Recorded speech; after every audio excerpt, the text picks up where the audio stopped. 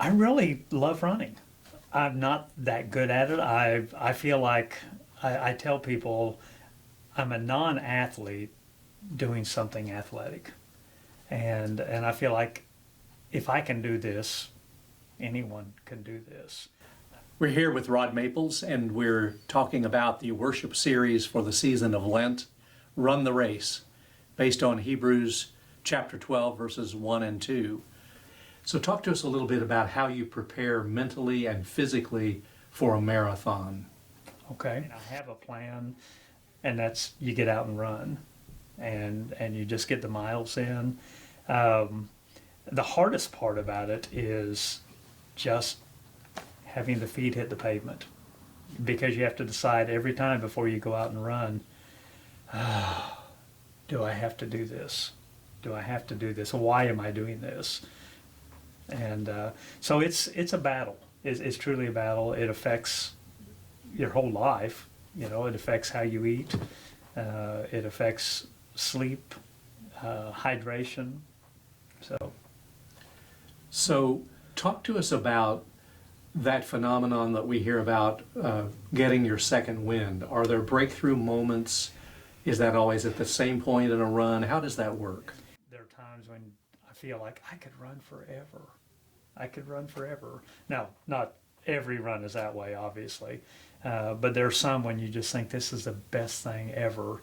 But then something else happens called hitting the wall.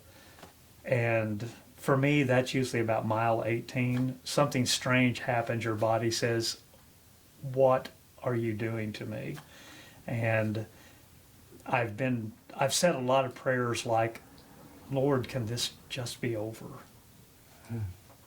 And then you just kind of muscle through, and I don't know. It just happens, huh? It just happens. All of a sudden, you've gone another mile, and you're closer, and you think, "Okay, I can crawl the last 2 miles if I have to."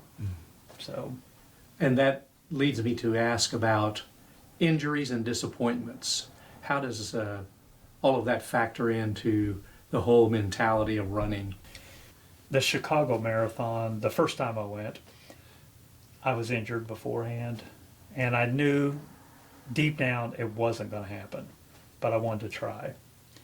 And I got out, and sure enough, within the first few blocks, I thought I've got to get to the first aid station and tell them I'm out. Got there, and I walked back to the hotel.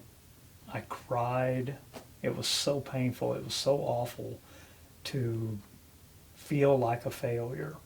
I felt like I have let people down who knew I was running, and I've let myself down, even though I knew I wasn't a failure, but it felt like it. So, putting all this together, are there spiritual lessons that you've learned from running?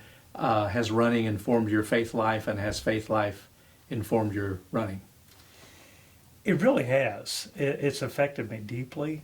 A lot of times when you're just by yourself running, it's a prayer time for me.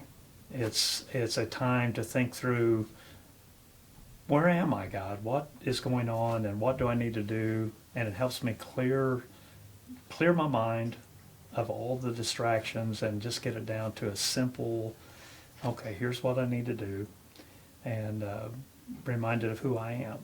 You know, it's not about the running. It's, you know, it's about who am I with God. And it helps me. It helps me to focus. It's a reboot. It's a restart. So I don't always do it, but I have verses that I will memorize for certain miles on some training runs. Just try to use that as a discipline. And that's the word discipline is probably one of the big deals for me, is the discipline in running bleeds over into everything I do, you know, including my spiritual life. It just helps me.